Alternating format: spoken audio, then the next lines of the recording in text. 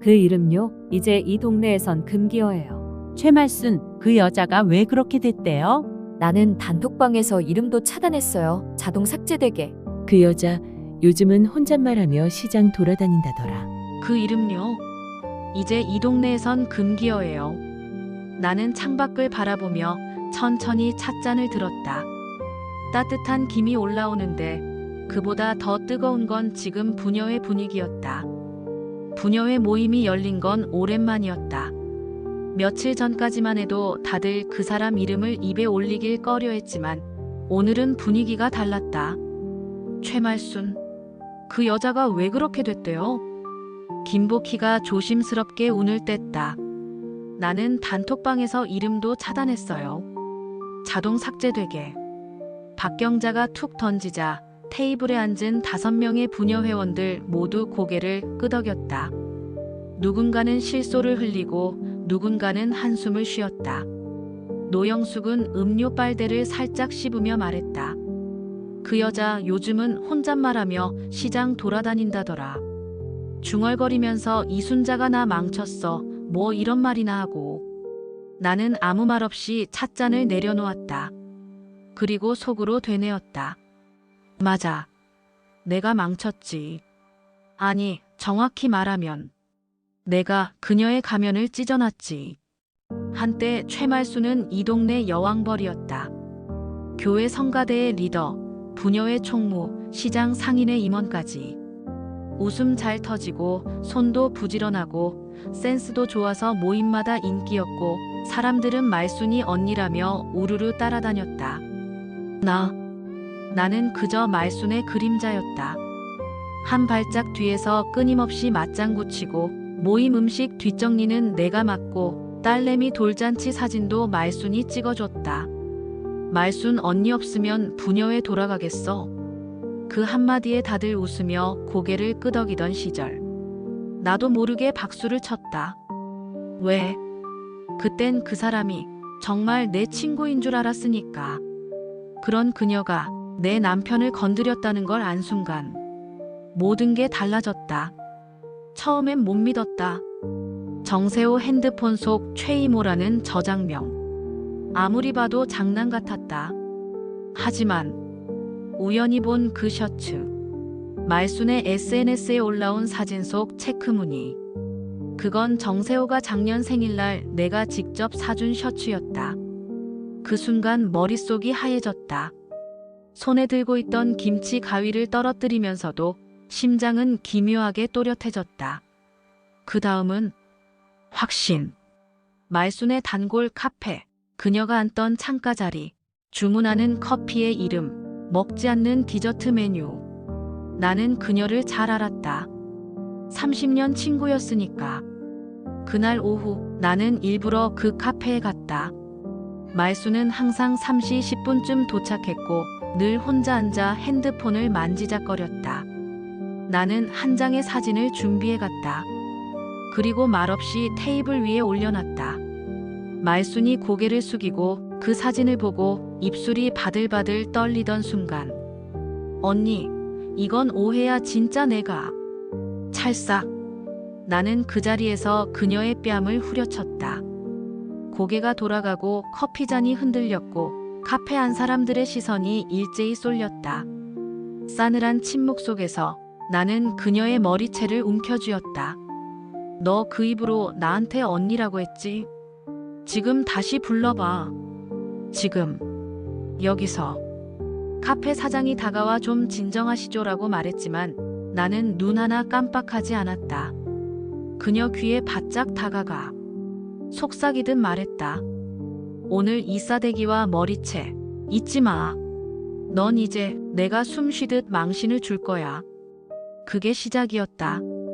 그날 밤 나는 부녀회 단톡방 이름을 바꿨다. 말순 금지방. 그리고 채팅 금치거에 말순, 최말순, 최 모두 등록했다. 이름만 적어도 메시지가 안 올라갔다. 사람들은 처음엔 피식 웃었지만 그 다음엔 모두 따라했다. 그 여자 얘기 꺼내면 분위기 흐려져. 다 지워. 이제 그 여잔 없는 사람 취급이야. 그렇게 최말순의 이름은 삭제되었고 나는 처음으로 이 동네에서 이름이 사라지는 사람을 만든 여자가 되었다. 이 이야기가 어디까지 갈지 궁금하시죠? 지금 구독, 좋아요, 알림 설정 꼭 눌러주세요. 나도 똑같았어 하고 숨머진 이야기들 아직 많이 남아 있습니다. 다음 사이다. 절대 놓치지 마세요. 나는 원래 참는 사람이었어요. 참는 게 미덕인 줄 알았거든요. 그런데 사람은 너무 오래 참으면 속이 썩어요. 피 대신 분노가 흐르게 되죠. 밥 있어? 나 국 좀 데워줘. 간이 안 맞아. 나는 이순자, 올해 62. 이 동네에서 30년을 살았다. 결혼도, 출산도, 육아도, 간병도 온갖 도를 겪으며 단 한 번도 내 이름 앞에 수식어 하나 제대로 붙여본 적이 없다. 그냥 정과장 마누라 혹은 수민이 엄마. 이 동네 마트 직원들도 나를 그렇게 불렀다. 아, 수민이네 어머님이시죠? 내가 거기 단골로 다닌 지 15년인데도 남편 정세호는 공무원이었다. 늘 말수가 적고 무표정하고 뭐든 조용히 넘기는 사람. 그걸 난 차분한 사람이라 착각했다. 퇴직 후엔 하루 종일 TV만 보고 오후엔 동네 공원에서 장기를 뒀다. 그렇게 하루가 갔다. 나는 그게 평화라고 생각했다. 평범한 노년의 모습, 고요한 황혼기, 지루하지만 안전한 일상. 그런데 그의 핸드폰에서 최이모라는 이름을 본 순간 그 모든 고요는 거대한 위선이었음을 알게 됐다. 그날은 수민이가 집에 다녀간 날이었다. 딸이 사준 선물이라며 폰을 보여주던 남편. 나는 화면을 넘기다 실수로 주소록을 눌렀고 그 안에 있는 모양을 봤다. 최이모. 이상했다. 우린 이모가 없다. 양가 다 외아들 외동딸 집안이다. 누구지? 내가 가만히 응시하자 남편은 폰을 확 뺏었다. 그냥 교회 집사야. 단체방 때문에 저장해 놓은 거지. 말끝이 짧았다. 그리고 눈이 흔들렸다. 그때부터였다. 내 안에 있던 참을성이라는 이름의 뚜껑이 조용히 그러나 분명히 열리기 시작한 건 우리 부부는 침대도 따로 쓴다. 그걸 나이 드니 편해졌다고 생각했다. 하지만 돌이켜보니 그건 벌써 오래전부터 껍데기뿐인 부부라는 증거였다. 그날 이후 나는 말없이 남편을 관찰했다. 그는 매일 오후 4시쯤 외출했다. 장기 두러 간다고 했다. 그런데 돌아오는 시간은 점점 늦어졌다. 7시, 8시. 하루는 10시가 넘어서야 들어왔다. 밥 있어? 나국 좀 데워줘. 간이 안 맞아. 그 말을 들은 순간 내가 뜨거운 국 대신 그 얼굴에 팔팔 끓는 냄비를 쏟지 않은 게 다행이었다. 그는 변한 게 없다. 아니, 원래 그런 인간이었다. 내가 그걸 너무 늦게 알아챈 것뿐. 나는 아침에 남편 밥을 차리며 속으로 샘을했다. 그가 마지막으로 나에게 미소 지은 날, 마지막으로 내 생일을 기억해준 날, 마지막으로 내 이름을 불러준 날. 기억나지 않았다. 그는 항상 야라고 불렀다. 혹은 수민이 엄마. 그리고 나는 그게 아무렇지 않았다. 그날 저녁 나는 거실 소파에 앉아 그의 셔츠를 하나씩 확인했다. 말순의 SNS에 올라온 그 체크무늬 셔츠. 그걸 내가 사줬단 사실이 이제는 너무 역겹게 느껴졌다. 나는 그 셔츠를 조용히 들고 분리수거 아래 낡은 헌옷이라고 써붙여 내놨다. 다음 날 아침 남편이 그 셔츠를 찾았을 땐 나는 아무렇지 않게 대답했다. 세탁하다 찢어졌어. 버렸지. 그리고 웃었다. 그는 잠시 고개를 갸웃하더니 아무 말 없이 방으로 들어갔다. 거기서 나는 깨달았다. 말을 안 해도 망가뜨릴 수 있구나. 눈빛, 태도, 침묵, 아주 조용한 파괴. 나는 그날부터 매일 다이어리를 썼다. 이순자의 분노일기. 작은 수첩에 날짜별로 정세호의 동선, 말투, 핑계, 그리고 표정을 기록했다. 그리고 최말순의 이름이 이 일기장에 등장한 순간부터 나는 사람이 아니라 복수 계획서가 되었다. 남편이 날 배신했다는 건 그냥 통증이었어요. 근데 말순이 그건 폐를 찢는 질식이었죠. 순자야, 나는 그냥 외로웠어. 너무 외로워서 실수한 거야. 단 한 번이었어. 최이모. 그 이름이 뇌리에 박힌 날 밤 나는 자정이 넘도록 잠들지 못했다. 무슨 이모? 우리 양가 다 외동인데?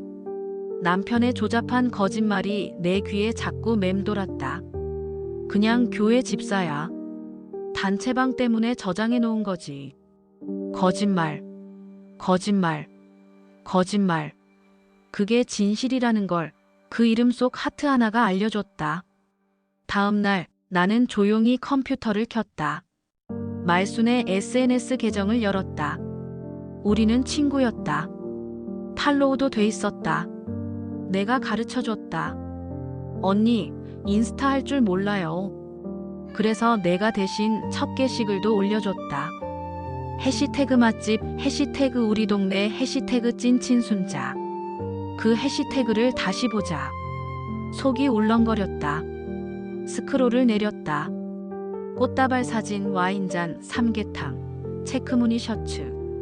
멈췄다. 그 셔츠. 바로 그 셔츠였다. 내가 작년 남편 생일에 사준 체크 셔츠.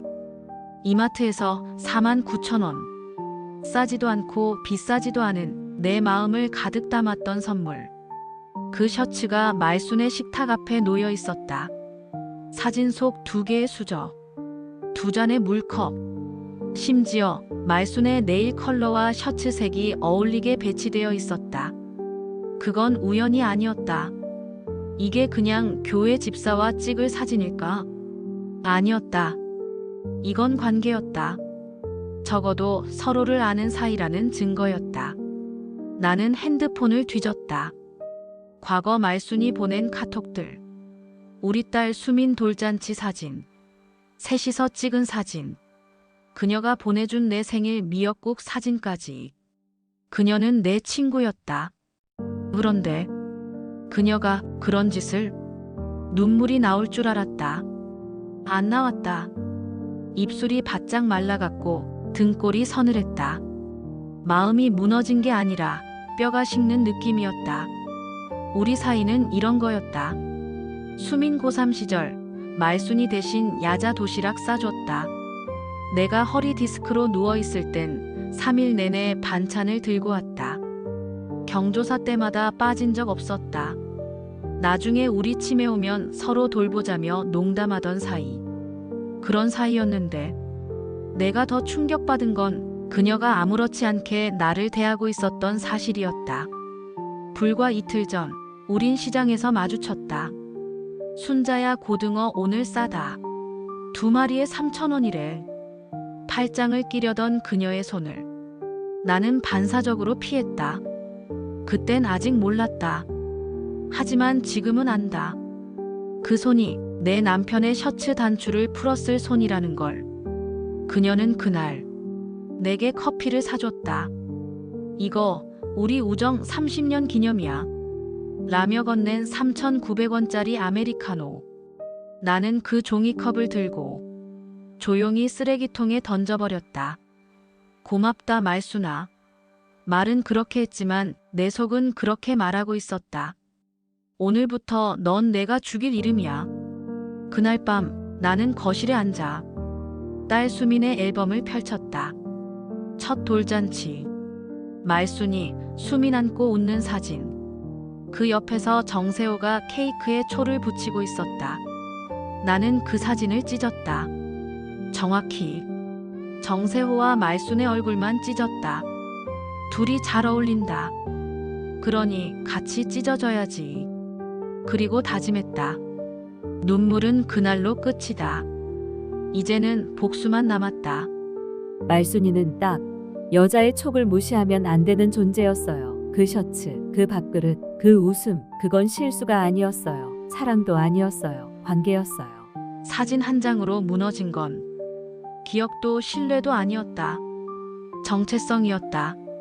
나는 이순자가 아니라 누군가의 들러리, 누군가의 방패, 그리고 결국엔 누군가의 방관자였다는 걸 뼈에 새기듯 느꼈다.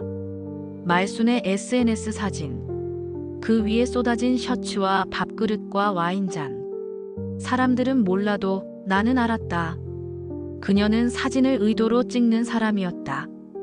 단 한 장을 올리더라도 배경 정리, 구도, 밝기, 분위기, 심지어 네일 컬러까지 음식 색깔에 맞췄던 사람. 그런 말순이 그 셔츠를, 그 테이블을 실수로 찍었다고. 그건 실수가 아니라 자랑이었다. 나만 모르게 자랑하는 방식. 딱 내 앞에서만 숨기는 방식. 그녀가 그렇게 나를 대했다는 사실이 무엇보다 역겨웠다.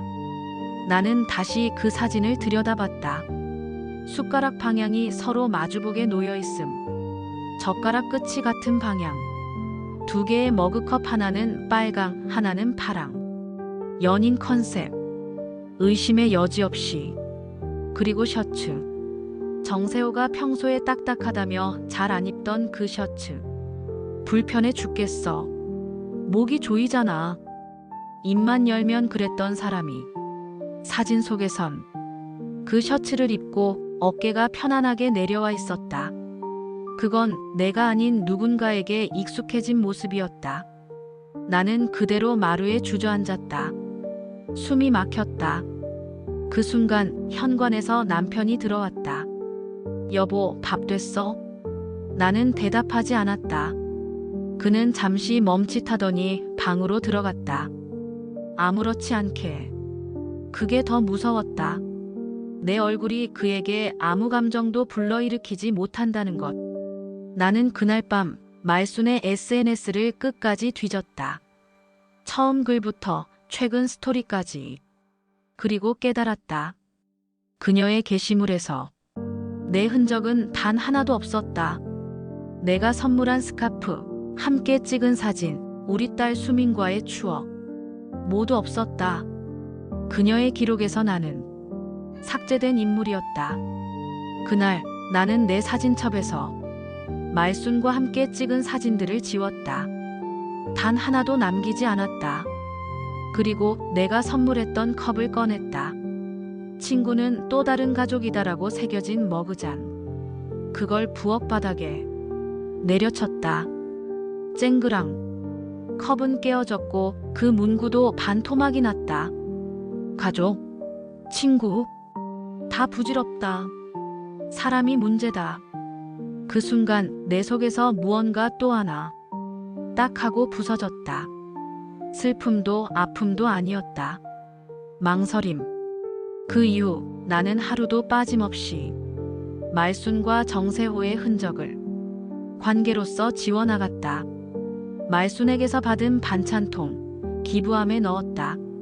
남편의 셔츠, 쓰레기 봉투에 싸서 음식물 쓰레기통 옆에 버렸다. 가족사진 뒷면에 매직으로 X자를 쳤다. 이제 확신이 생겼다. 이건 단순한 유혹이 아니라 우정의 이름을 가장한 파괴였다. 관계라는 이름의 배신이었다. 그리고 나는 그 관계의 값을 치르게 할 생각이었다. 한 푼도 빠짐없이. 그들이 사랑한 만큼 나는 그들을 부숴줄 생각이었다. 30년 친구, 그 손 다시 내 앞에서 쓰지 마. 입 닥쳐. 오늘은 내가 너한테 손 쓰는 날이다. 순자야, 제발 오해야. 그 사람 나한테 먼저. 어머, 싸웠나 봐. 저 사람들 뭐야? 아니야. 친구래. 근데 저건 사람 일 몰라 정말. 말순은 늘 같은 시간에 같은 자리에 앉았다. 동네 카페 3시 10분. 창가 3번 테이블. 카푸치노, 시럽 1펌프, 얼음 반. 그날도 그랬다. 나는 그녀보다 10분 먼저 도착해 있었다. 미리 그 자리에 앉아 조용히 그녀가 문을 열고 들어오는 순간을 기다렸다. 문이 열렸다. 향수 냄새, 선글라스, 그리고 짙은 립스틱. 그녀는 여전히 여유로웠다. 내가 앉아 있는 걸 보고도 전혀 놀라지 않았다. 어머, 순자야. 어쩐 일이야. 연락도 없이. 그 목소리, 그 얼굴, 그 뻔뻔한 미소.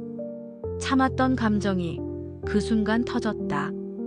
나는 말없이 핸드백에서 사진 한 장을 꺼내 테이블 위에 툭 던졌다. 모텔, 그 셔츠, 두 개의 그림자. 말순의 눈동자가 흔들렸다. 입술이 바들바들 떨렸다. 그러다 억지 웃음을 지으며 말했다. 순자야, 내가 설명할게. 그 사람 나한테 먼저. 찰마이너스 싹. 싸대기가 날아갔다. 카페 안이 순식간에 정적에 휩싸였다. 잔잔하던 음악도 말소리도 멈춘 듯 했다. 그녀는 뺨을 감싸며 나를 봤다. 눈이 흔들렸다. 하지만 나는 단 한치의 망설임도 없었다. 그 손으로 내 등을 두드렸지. 그 손으로 내 남편을 만졌지. 나는 자리에서 일어나 그녀의 머리채를 움켜쥐었다. 언니라고 불렀지. 지금 다시 불러봐. 여기서. 모두 듣게. 그녀는 비명을 질렀다.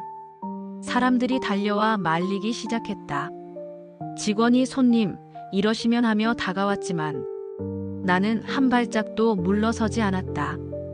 그 손, 다시는 내 앞에서 쓰지 마.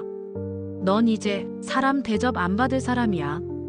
나는 그녀 귀에 바짝 다가갔다. 오늘만 손 쓴다. 그 대신 이 동네에서 넌 내 이름만 들어도 숨이 멎을 거야. 그 말을 남기고 나는 카페를 나왔다. 주변 사람들의 시선이 쏟아졌다. 핸드폰을 드는 사람도 있었다. 누군가는 영상을 찍었을지도 모른다. 그러면 어때? 이제 시작이니까. 그날 저녁 부녀의 단톡방엔 말순의 이름이 사라졌다. 그녀를 초대한 사람은 아무도 없었고 기존 메시지마저 삭제됐다.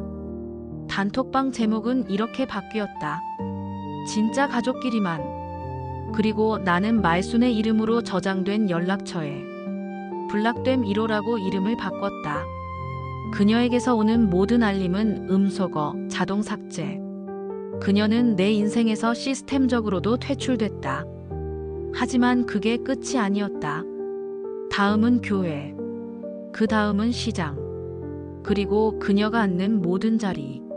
나는 복수 리스트를 펼쳤다. 맨 위에는 그녀의 이름이, 그 아래에는 정세호, 그 다음에는 그들이 함께 갔던 장소들이 적혀 있었다. 그리고 마지막에 올리는 이름은 내 것. 이라고 써두었다. 그 여자가 있던 자리예요. 지금은 제가 앉아요. 이 동네에서 고개 들고 다니려면 최소한 사람 구실은 해야지. 그 여자가 그렇게 뻔뻔한 줄 몰랐네. 부녀회도 교회도 이제 입구 컷이야. 내가 뭘 그렇게 잘못했어. 순자가 뭔가 오해한 거야. 그날 이후 나는 조용히 그러나 철저히 움직였다. 첫 번째 타깃 부녀회. 말순은 원래 부녀회 핵심 인물이었다. 총무, 회계, 연말 정산, 텃밭 담당, 체육대회 진행까지. 없으면 안 되는 사람인 척 군림하던 그 여자. 나는 김복희 회장에게 전화를 걸었다. 언니, 우리 집에서 차 한잔 할래요? 그날 복희는 우리 집에 와서 말순에 대한 진실을 처음 들었다. 그 여자 우리 집 남편이랑. 말끝을 흐린 내 표정을 본 복희는 차를 내려놓으며 입을 틀어막았다. 설마 진짜야? 말순이가 정 과장님이랑. 나는 고개를 끄덕였다. 그리고 말했다. 언니, 이 얘기 부녀회 단톡에 올리면 안 돼요. 그냥 조용히 정리됐으면 좋겠어요. 복희는 고개를 끄덕였지만 그 다음날 부녀회 단톡방에는 이런 공지가 올라왔다. 부녀회 공지. 개인적인 사유로 인해 최말순 회원은 당분간 활동에서 제외됩니다. 기존 맡은 역할은 이순자 회원이 대행합니다. 관련 문의는 회장에게 개별 연락 바랍니다. 두 번째 타깃 교회. 교회 여집사 단톡방. 말순은 항상 은혜로운 글귀와 큐티 묵상을 올리던 사람이다. 심지어 목사님 생일엔 가장 먼저 선물을 준비했다. 나는 교회에서 복희와 노영숙, 박경자, 강선희를 따로 불렀다. 그리고 이렇게 말했다. 나 더 이상 말순이랑 같은 교회 다니기 싫어. 그 한마디에 그들은 서로 눈치를 보더니 하나둘씩 고개를 끄덕였다. 그 주 예배 시간 말순이 입장하자 여성 교인 4명이 동시에 자리에서 일어났다. 그리고 뒷줄로 이동했다. 말순은 당황한 듯 했지만 애써 웃으며 자리에 앉았다. 그러나 그 다음 주부터는 그 누구도 그녀 옆에 앉지 않았다. 3번째 타깃 동창회. 나는 동창회 모임에 말순의 과거 사진을 모두 정리해달라고 요청했다. 디지털 기록 정리 차원이라고 핑계를 댔지만 진짜 목적은 따로 있었다. 그녀의 이름이 모든 모임에서 사라지게 만드는 것. 디지털에서도 아날로그에서도. 그리고 마지막 한 방. 최말순 씨는 더 이상 본 모임에 참석하지 않으셨으면 합니다. 동창회 회장 이경숙 공지문. 그날 밤 말순은 내게 문자를 보냈다. 말순 순자야, 나 도대체 뭘 그렇게 잘못한 거야? 이건 너무하잖아. 다들 왜 이래? 나는 답하지 않았다. 그녀가 내게 보낸 마지막 메시지였다. 그리고 그 문자 위에 읽지 않은 표시는 지금까지 그대로다. 기도는 조용히 하는 게 예의죠. 그걸 벽에 붙이고 다니는 사람은 하나님보다 사람이 먼저인 거예요. 게시판에 왜 그런 걸 붙여놨어? 이건 너무 노골적이잖아. 저 진짜로 회개하고 싶어서 그랬어요. 저 진심이에요. 순자야, 나 좀 믿어줘. 일요일 아침 교회 입구를 들어서는데 사람들 시선이 교회 게시판 앞에 쏠려 있었다. 말없이 바라보는 얼굴들. 뒤에서 귓속말로 흘러나오는 어머, 저걸 진짜 붙였네. 미쳤다는 소리들. 나는 고개를 들었다. 그리고 봤다. 교회 기도 카드. 그 위에 쓰인 한 문장. 하나님, 저는 죄를 지었습니다. 친구의 남편을 사랑한 죄. 용서해 주세요. 작성자 최말순. 날짜 이번 주 수요일. 장소 교회 본당 기도실. 게시판 정중앙에 떡하니 붙어 있었다. 말순은 그날 회개한다며 기도문을 써서 스스로 게시판에 올린 것이었다. 사람들은 입을 다물지 못했다. 와, 진짜 실토한 거야? 이걸 왜 자기가 붙여? 주보에 광고도 넣을 기세네. 나는 한 발짝 물러서서 그 장면을 지켜봤다. 말하지 않았다. 단 한마디도. 그게 더 무서웠다. 말하지 않아도 모든 것이 말이 되고 있었으니까. 말순은 교회 본당 뒤편에서 고개를 숙이고 앉아 있었다. 그 뻔뻔하던 얼굴은 온데간데 없고 머리를 질끈 묶고 민낯으로 땀을 닦으며 누구와도 눈을 마주치지 못했다. 나는 일부러 그녀가 있는 자리로 갔다. 그리고 일부러 아주 작게 한마디 던졌다. 하나님 앞에서 용서를 구했다면 이제 사람들 앞에서도 구해야지. 그게 진짜 회개야. 그 말을 들은 그녀는 벌떡 일어나 내 손목을 붙잡았다. 순자야, 나 진짜 미친 짓 한 거 알아. 나 요즘 밥도 못 먹고 잠도 못 자. 제발 딱 한 번만 기회를 줘. 나는 천천히 손을 뿌리쳤다. 그리고 말했다. 나는 벌써 줬어. 넌 다 썼고 이제부터는 값을 치를 차례야. 그 순간 뒤에 서 있던 박경자가 들고 있던 성경책을 툭 떨어뜨렸다. 말순은 흠칫 놀라며 주워주려 했고 박경자는 손을 내저으며 말했다. 아니야. 괜찮아. 그 손으로 만지지 마. 사람들은 말하지 않았다. 하지만 모두가 느끼고 있었다. 최말순이라는 이름은 더 이상 교회에 어울리지 않는다는 걸. 그날 오후 교회 게시판은 업데이트되었다. 기도문은 내려졌고 그 자리에 다음 문구가 붙었다. 하나님 앞에 회개는 사람 앞에 책임을 수반합니다. 사람들은 물었다. 그거 누가 붙였대? 누가 그런 문구를? 나는 조용히 뒤를 돌아 걸어 나왔다. 누구에게도 어떤 표정도 짓지 않았다. 하지만 속으론 이렇게 웃고 있었다. 이제 첫 장만 넘긴 거야, 말순아. 뒤에는 더 지저분하고 더 쪽팔릴 이야기들이 기다리고 있어. 그 가게요? 제 건물이에요. 이젠 그 여잔 출입 금지예요. 아유, 순자 씨 마음 이해해요. 우린 말 안 해도 알아요. 왜 저만 이런 취급을 받아야 해요? 나도 이 시장 20년 단골이에요. 시장 골목에 들어서면 항상 가장 먼저 들리던 목소리가 있었다. 말순 언니 오셨네. 오늘도 오이무침 할 거죠? 그 목소리, 그 웃음, 그 환영받던 인사들이 그날 이후 사라졌다. 그날 나는 시장 상가회장 송 사장에게 전화를 걸었다. 언니, 나 너무 무리한 부탁 하나 할게. 내가 한 말은 단 2문장이었다. 그 여자 당분간 출입 자제시키면 안 될까? 불미스러운 일이 있어서.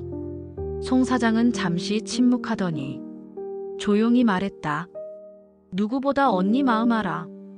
우리도 그 여잔 좀 그렇더라. 그 다음 날 시장 입구 게시판에는 작은 종이 하나가 붙었다.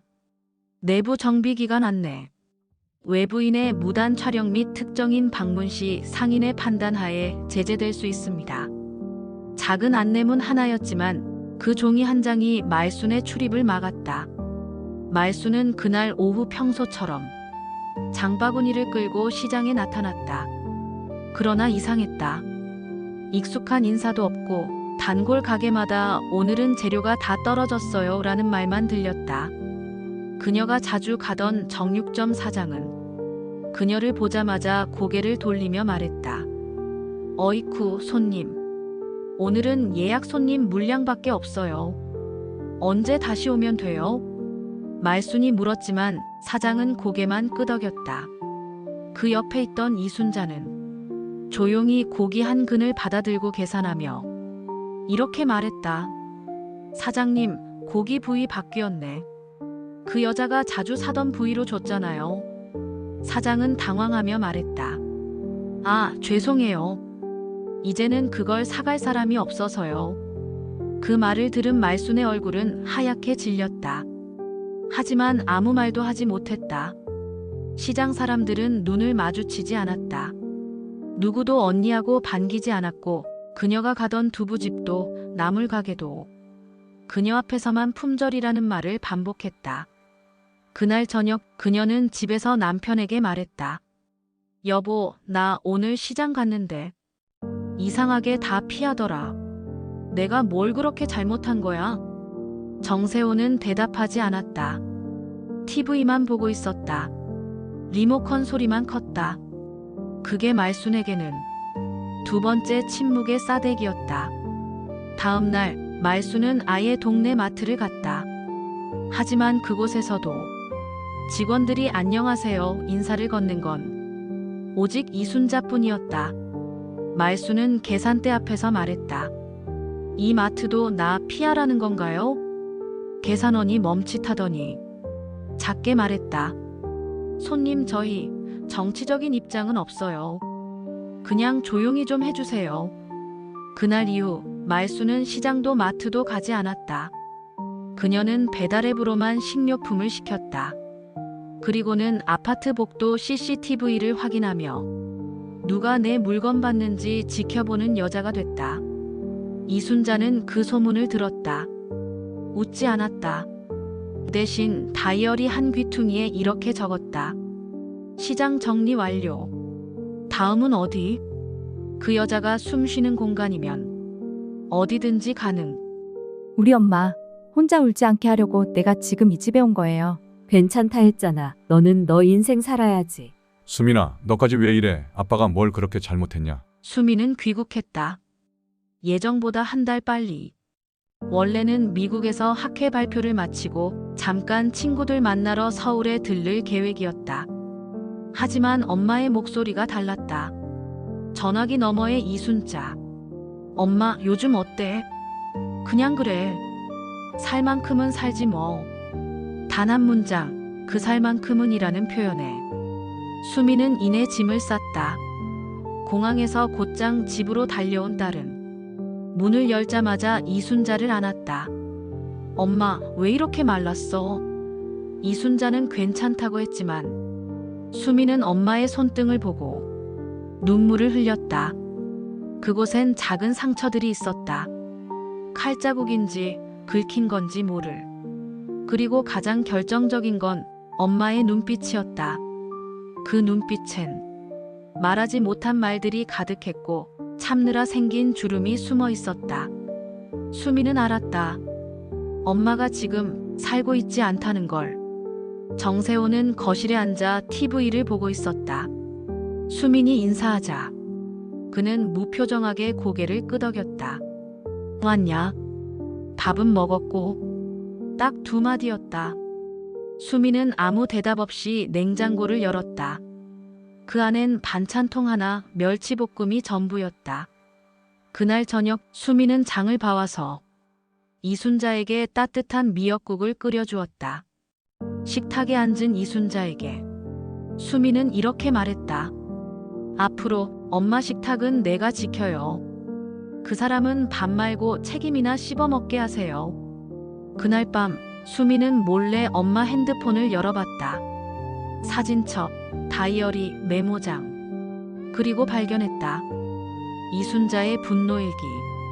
거기엔 정세호와 최말순의 흔적이 날짜별로, 시간별로, 감정별로 정확하게 기록되어 있었다. 수미는 다이어리를 덮으며 중얼거렸다. 엄마는 기록했고 나는 실행할게. 다음 날 아침 식탁에 둘러앉은 세 사람. 정세호가 밥그릇을 들며 말했다. 국 좀 데워줘. 이순자는 반응하지 않았다. 대신 수민이 일어나 전자레인지에 국을 넣었다. 그리고 그대로 식탁 위에 국그릇을 툭 내려놨다. 뜨거우니까 조심하세요. 그리고 앞으로 시키는 말은 하지 마세요. 여긴 식당이 아니라 우리 엄마 집이에요. 정세호는 말없이 국을 떠먹었다. 하지만 손이 떨렸다. 그 국은 미역국이 아니라 분노의 물이었다. 이게 내가 원하는 거니? 다 엮어놓고 난 왜 못 당당해야 하지? 당당하길 원했죠? 그럼 제대로 보여주세요. 검색창에 말순 씨 이름 그대로 넣어보세요. 이제 인터넷 창은 제 무대예요. 말순 씨, 당신은 이제 검색 유망주입니다. 말수는 방어에 나섰다. 저는 정말로 회개하고 싶었어요. 혼자 울었어요.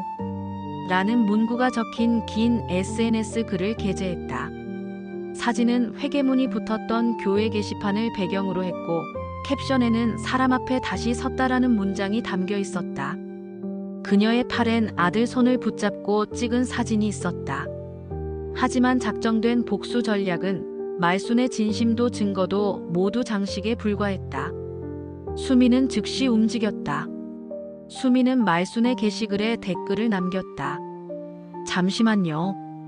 저 누가 쓴 글인지 상기시켜 드릴까요? 내가 숨쉬듯 망신을 주겠다고 하셨던 분 맞으시죠? 그 위에는 이순자가 남긴 리액션이 떴다. 사실 그대로 돌려주기. 정확히 그대로였다. 이때부터였다. 댓글은 순식간에 퍼져나갔다. 검색창에 최말순만 입력해도 첫 화면이 회계문 인증 사진이에요. 말이 회계지. 본인은 여전히 자기 명성 뒤에 숨고자 하는 듯. 사람들은 스크린샷을 퍼나르며 열광했다. 말수는 비공개로 돌려놨지만 소용없었다. 이미 그 글은 캡처되어 여러 SNS에 공유됐다. 한 대학교 여성 커뮤니티 관리자도 썼다. 요새 그라인 연쇄 자멸 중이시라면서요? 내가 다음날 카페에 갔는데 테이블 위에 검색 결과 캡처를 놓고 간 사람이 있었다. 거기에는 최말순 회계문, 말순 회계글 사과문이 모두 1페이지에 나열돼 있었다. 말순의 손이 떨리는 것이 커피잔 너머로 보였다. 그러고도 그녀는 나는 억울해요라고 말했지만 주위의 시선은 싸늘했다. 그 밤 그녀는 페이스북에 마지막 게시물을 올렸다. 이번 일로 인해 가족과 주변 분들 너무 죄송합니다. 용서해 주세요. 그러나 그 아래 댓글은 이런 형태였다. 먼저 사과하세요. 검색어에서 내려가는 게 진심이잖아요. SNS 타이밍 1일. 말순의 입장은 무너졌다. 말 한마디 필요 없죠. 법대로 문서로 시작합니다. 아빠도 말순 씨도 이제는 답을 해야 합니다. 나는 정말 몰랐다고 할 수 있을까요? 이건 뭐야? 내용 증명. 그러면 우리 완전히 끝나는 거야. 그날 저녁 집으로 날아온 꾸러미. 하얀 A 사용지 더미, 붉은 내용 증명 스티커가 붙은 봉투가 중대한 법적 통지임을 알렸다. 내용은 간단했다. 불륜 관계에 대한 사실 확인 및 사죄 요구, 증거 공개 및 손해배상, 명예회복 요청 등등. 여기에 공식적으로 법무사 도장도 찍혀 있었다. 나는 수민을 불렀다. 수민아, 이거 확인해줘. 수민은 차분히 읽더니 엄마, 정말 하고 속삭였다. 다음 날 아침 정세호는 뉴스 기사를 찾아봤다. 인터넷 첫 페이지, 그의 실명이 댓글에 올라 있었다. 정 과장 뭐냐? 나중에 다 소송당한대. 아내는 법대로 간다는데. 수민은 그 화면을 캡처해 말순이 보낸 SNS 답글로 올렸다. 이 글 보셨나요? 이제는 메시지보단 법이 답입니다. 말순은 그 냉담한 화면을 보며 눈물 대신 한숨만 내쉬었다. 자기들이 왜 이렇게까지 하는지. 그녀는 떨리는 손으로 다시 내용을 읽었다. 한편 부녀의 단톡방에도 이동이 시작됐다. 말순 씨, 내용 증명 도착했다는 소리 들었어요? 그럼 이제 누구든 다 내용을 볼 거예요. 그리고 밤이 되자 말순은 눈물을 글썽이며 단체 대화방에 글을 남겼다. 저 이거 정말 미안해서 어떻게 해야 할까요? 하지만 이미 메시지 옆에는 읽씹 상태 표시가 박혀 있었다. 그날 밤 수미는 엄마에게 조용히 말했다. 이제는 정당한 절차가 남았어요. 법원의 고소는 나중에 해도 돼요. 지금은 그들이 얼마나 무너지는지를 지켜보는 게 중요해요. 엄마는 고개 끄덕였다. 정세호는 첫 언론 인터뷰를 요청받았다. 정 과장님, 당시 상황이 어땠는지 답변 부탁드립니다. 그는 망설이다 겨우 말했다. 그 저는 억울합니다. 그냥 잘못된 상황이고 제가 잘못했지만 뉴스 앵커는 끊어버렸다. 죄송합니다. 다음 뉴스로 넘어가겠습니다. 카메라가 꺼졌을 때 정세호는 떨리는 손을 마주 쥐었다. 이제부터는 감정이 아니라 판결이 말할 차례입니다. 난 울지 않아. 그 여자 고개 숙일 때까지. 이미 받은 고통의 값, 이제부터 계산서로 보낼 겁니다.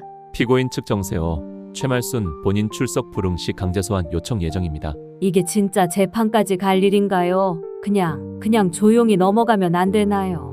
서울지방법원 민원 창구. 수미는 이순자 대신 위자료 청구 및 명예훼손 관련 고소장을 정식 접수했다. 담당 직원이 묻는다. 이건 배우자뿐 아니라 제3자 명시인데 맞습니까? 수미는 고개를 끄덕인다. 예. 그 제3자가 모든 걸 망쳤으니까요. 이틀 뒤 정세호와 최말순에게 각각 법원 출석 통보가 전달된다. 정세호는 그날 회사 회의 자리에서 인사부 호출을 받는다. 정 과장님, 따로 말씀 좀 드릴 게 있습니다. 내부 고발 루머, 이미지 타격, 그리고 민사소송 피고인이라는 상태는 그를 점점 조직 내에서 고립된 인물로 만들고 있었다. 말수는 더 심각했다. 그녀의 집 우편함엔 노란 고소장 봉투와 함께 어디선가 누군가 던진 신문 스크랩이 꽂혀 있었다.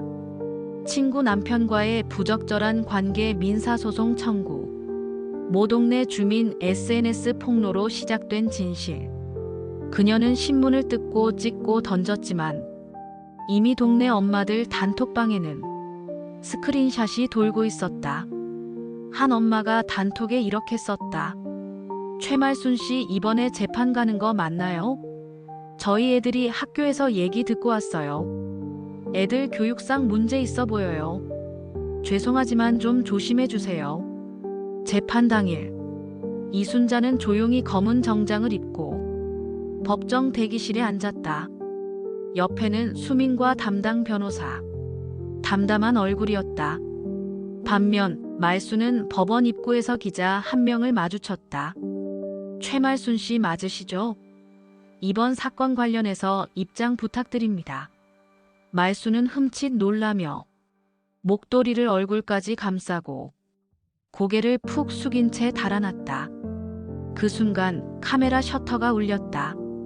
그리고 다음날 뉴스 기사 제목은 이렇게 떴다.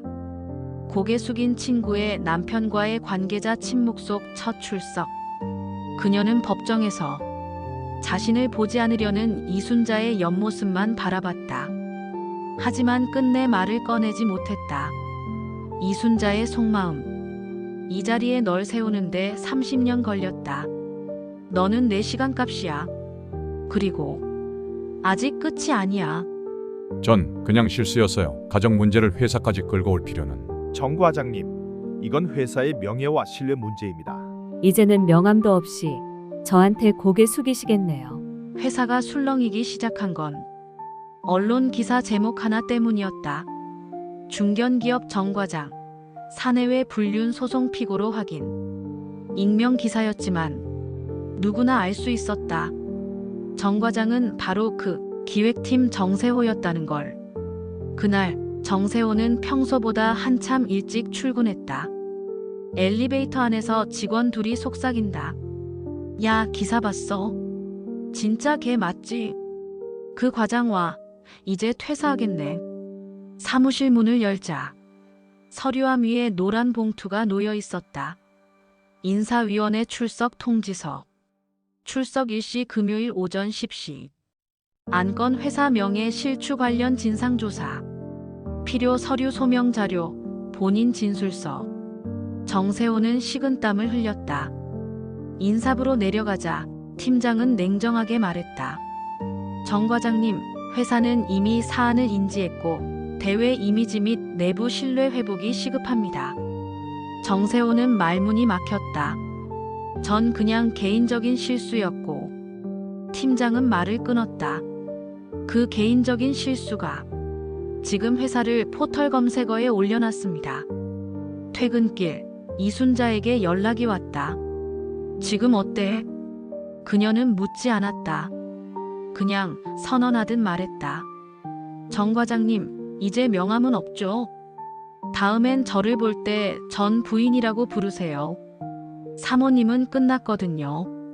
인사위 당일 정세호는 양복 위에 구겨진 외투를 걸친 채 회의실 앞 의자에 앉아 있었다. 동료들은 그를 외면했다.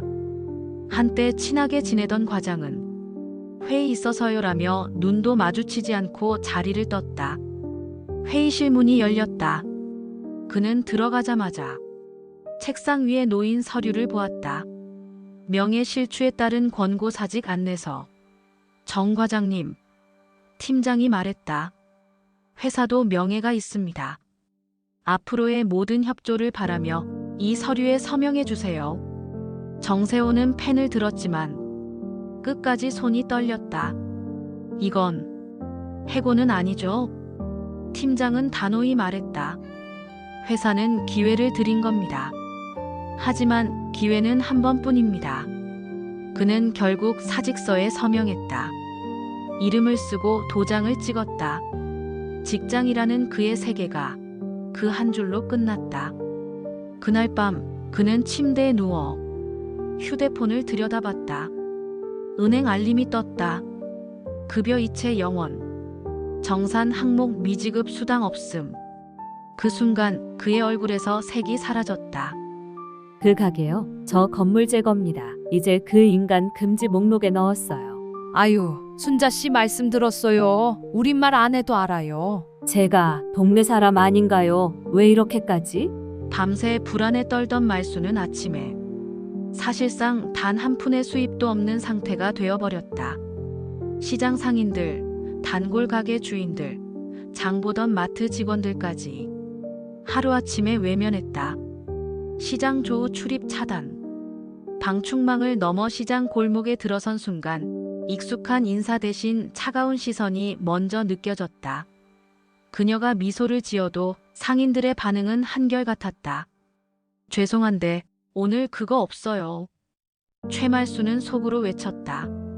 내가 뭘 그렇게 잘못했나요? 하지만 눈앞엔 물건 품절만 반복됐다. 마트 풍경 계산대 앞 어색한 침묵. 마트에 가도 달라지지 않았다. 저기 오늘은 계산 도와주실 수 있나요? 하지만 미소 대신 뿌옇게 마스크 뒤에 감춰진 눈만 반짝였다. 죄송합니다. 오늘은 그냥 안 해. 말수는 제대로 된 매너도 없이 문을 나서는데 그때 들렸다. 그 여자 요즘 무슨 일 있는 듯해요. 이순자의 몰래 응시. 한편 마트 앞에서는 이순자가 얇은 책자로 가려 카트를 밀고 있었다. 스치는 말순을 외면하며 작은 목소리로 속삭였다. 이젠 동네 자체가 내 직장이야. 매일 죄송합니다를 시작해봐. 생활고의 폭풍. 그날 밤 말순은 좁은 집에서 전기세 고지서와 통장 잔고를 바라볼 수밖에 없었다. 이게 내 인생이었단 말인가요? 전화는 오지도 않았다. 문자도 카톡도 알림도 없었다. 그녀는 비로소 깨달았다. 외로움은 돈 없이 얻을 수 있는 가장 값비싼 감정이었구나. 댓글로 퍼진 소문. 그날 저녁 동네 소식 카페엔 이런 글들이 올라왔다. 말순 씨, 요즘 시장도 못 나간다더라. 인사도 잘 못 받는 모양이네. 근처 지날 때 보긴 봤는데. 말순은 키보드를 바라보며 조용히 울었다. 내가 결국 무너진 건 사람들의 작은 무시였어. 순자야, 나 정말 미쳤어요. 이제 뭐든 할게요. 제발 용서만 해주세요. 무릇 그걸 위해서 30년을 살았어요. 내 의도는 이미 당신을 지워버리는 거였어요. 엄마는 지금 충분히 힘들어요. 이젠 끝까지 갑니다. 늦은 오후 비 오는 날이었다. 카톡 알림도 없었고 초인종 소리도 안 났는데 그 여자 말순이 내 현관 앞에 서 있었다. 머리는 흐트러지고 옷은 비에 젖었고 숨소리가 사락거렸다. 그녀는 내 집 앞에 무릎을 꿇었다. 순자야, 제발 한 번만 용서해줘. 그 소리는 한숨처럼 작은 파열음이었다. 이순자 중 하나인 내가 그 절망적인 모습을 외면하지 않았다면 아마 나는 진짜 괴물이 되었을 테다. 그런데 그녀가 무릎 꿇고 있다고 해서 내 마음이 녹지는 않았다. 이순자는 천천히 차갑게 대답했다. 무릎, 그걸 위해서 30년을 살았어요. 내 의도는 이미 당신을 지워버리는 거였어요. 말순의 손에 있는 휴대폰 화면이 보였다. 복직해주세요. 화해해요라는 메시지가 잔뜩 보였다. 하지만 이순자는 한 걸음도 다가가지 않았다. 수민이 뒤에서 가만히 지켜보고 있었다. 그녀는 낮은 목소리로 말했다. 엄마는 지금 충분히 힘들어요. 그래서 이젠 끝까지 갑니다. 말수는 얼굴이 푸르게 질려버렸다. 하지만 눈을 떴다. 다시 한번 눈물보다 깊은 후회의 눈빛을. 그러나 이순자는 고개도 돌리지 않고 문을 닫았다. 문 닫히는 소리가 굉음을 내며 귓가에 울려 퍼졌다. 말수는 그대로 현관 앞에서 떨고 있었다. 바깥에선 몰려든 이웃들. 뭐야? 저거 무릎 꿇었어. 수근수근 소리가 흘러나왔다. 카메라 셔터 소리도 들렸다. 누군가는 몰래 셀카를 찍었고 영상을 올리기 시작했다. 그날 밤 말수는 집에서도 TV 리모컨도 침대도 손에 잡을 수 없었다. 심장이 아니라 죄책감이 숨쉬었다. 최말순 씨 연체금 3개월치 이번 달까지 미납시 강제 퇴거 절차 들어갑니다. 이 집도 나를 내치네. 이제 그 여자는 제가 사는 동네 주소록에서 영원히 삭제됐습니다. 벽지는 누렇게 떴고 냉장고는 텅 비어 있었다. 거실 한가운데 말수는 무릎을 끌어안고 앉아 있었다. 아무 소리도 없었다. 심지어 창밖 매미 소리조차 그녀에겐 도달하지 않았다. 전기세 고지서, 가스요금 연체 통지, 관리비 독촉장, 3장의 종이가 식탁 위에 가지런히 놓여 있었다. 그날 오전 관리사무소 직원이 찾아와 마지막 통보장을 건넸다. 최말순 씨, 연체금 3개월치입니다. 이번 달까지 미납 씨 강제 퇴거 절차 들어갑니다. 말순은 그 말을 듣고도 대답하지 않았다. 그저 멍하니 창밖만 바라봤다. 그날 저녁 우편함을 확인하러 간 그녀는 또 하나의 봉투를 발견했다. 겉면엔 이렇게 적혀 있었다. 최말순 주소지 변경 권고 안내 주민 불편 민원 발생. 동네 자체가 그녀의 존재를 불편이라 규정한 순간이었다. 지갑엔 남은 현금 12,000원. 카드 잔고는 결제 불가 표시. 휴대폰 요금도 다음 달부터 자동 정지 예정. 카페에 가도 마트에 가도 누구도 말순에게 말을 걸지 않았다. 저기요 하고 말을 붙이면 다들 죄송해요, 급해서요 하며 자리를 피했다. 그녀는 결국 하루 종일 말을 하지 않는 날을 맞이했다. 밤 거실에 홀로 앉은 말순은 휴대폰을 들었다. 그리고 수신 차단된 번호로 전화를 걸었다. 그 번호는 이순자였다. 화면엔 연결할 수 없습니다만 뜨고 뚝 끊겼다. 그녀는 입을 다물고 고개를 숙였다. 그리고 속삭이듯 혼잣말을 했다. 이 집도 나를 내치네. 그 시각 이순자는 딸 수민과 함께 새로 계약한 책방 겸 카페 공간을 정리 중이었다. 전화기를 내려놓으며 수민이 묻는다. 그 사람 전화 또 왔어요? 이순자는 고개를 저으며 말했다. 이제 그 여자는 제가 사는 동네 주소록에서 영원히 삭제됐습니다. 피고 정세호, 최말순 각 3천만 원 및 2천만 원 위자료 지급 명령합니다. 엄마, 이제 우리가 가진 건 진실이라는 이름이에요.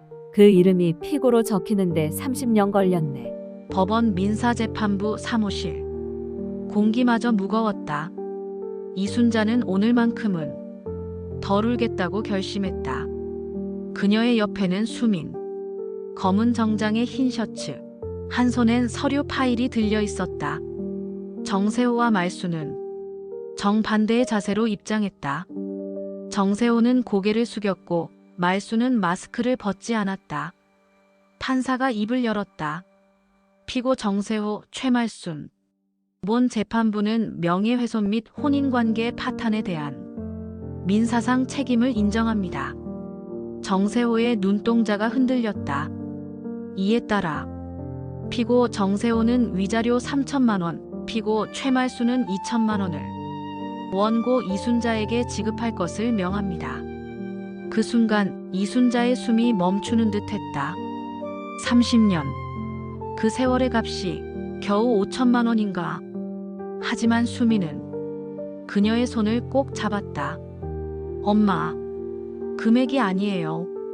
우리가 가진 건 진실이라는 이름이에요. 법정을 나서며 이순자는 마지막으로 판결문을 천천히 꺼내들었다. 사건 번호 2025-1만 2345. 원고 이순자. 피고 정세호, 최말순. 그 이름이 피고로 적힌 걸 보는데 30년이 걸렸다. 헐, 아직도 이 사람 살아있었어? 또 무슨 피해자인 척이야? 그 여자의 말, 이젠 조회수도 안 나와요. 그땐 그냥 사랑이었어요. 그게 그렇게 큰 죄인가요? 말순은 판결 이후 기다렸다. 자신에게 쏟아질 관심 혹은 연민이라도. 하지만 돌아온 건 무반응이었다. 며칠 뒤 말순은 한 인터넷 커뮤니티에 긴 글을 올렸다. 저는 죄인입니다. 그 사람의 가정을 흔든 죄인. 하지만 저도 사람입니다. 저도 사랑이 필요했어요. 그 글은 좋아요보다 비웃음 이모지가 더 많이 달렸다. 사랑 타령은 노래방에서 해라. 이젠 조회수라도 벌려는 건가? 자극적 제목으로 언론 인터뷰 준비 중. 말순은 실제로 지역 라디오 인터뷰를 신청했다. 미디어에서 직접 사과하고 싶다며. 하지만 담당 작가의 반응은 한마디였다. 죄송하지만 이미 그쪽 이야기 피로도가 너무 높아요. 그녀는 직접 유튜브 라이브 방송을 켰다.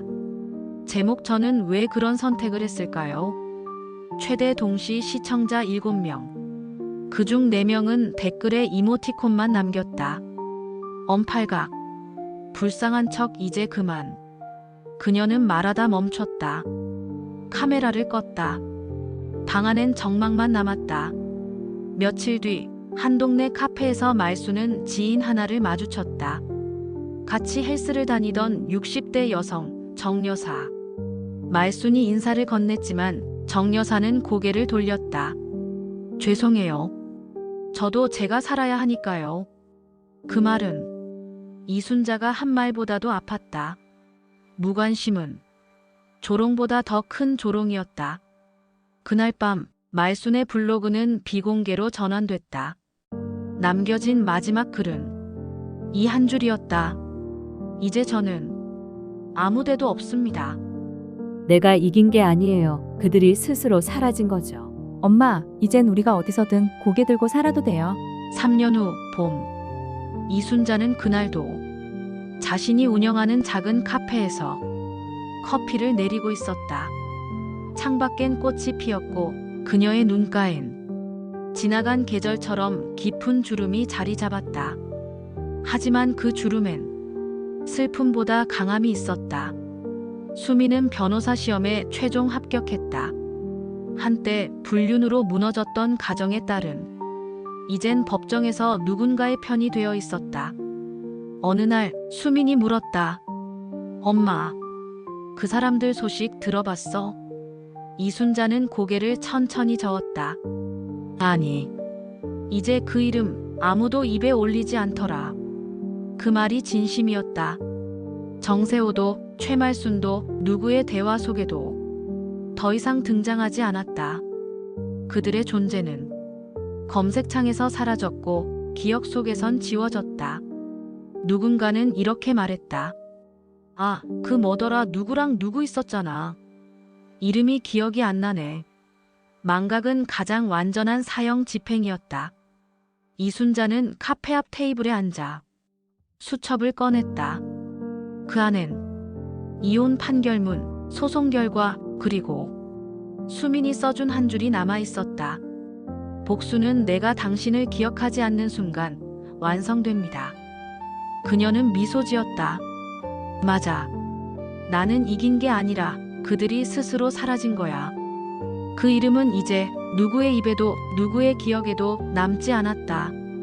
그 사람들, 이 동네에선 이미 잊혀진 이름입니다. 안녕하세요. 오늘의 이야기가 당신 마음에 작은 여운을 남겼다면 조용히 함께 해주세요. 구독과 좋아요, 알림 설정은 이 이야기를 계속 전해드리는데 큰 힘이 됩니다. 그리고 댓글로 당신의 이야기도 나눠주세요. 우리네 삶의 이야기, 다음 편에서 다시 찾아뵙겠습니다.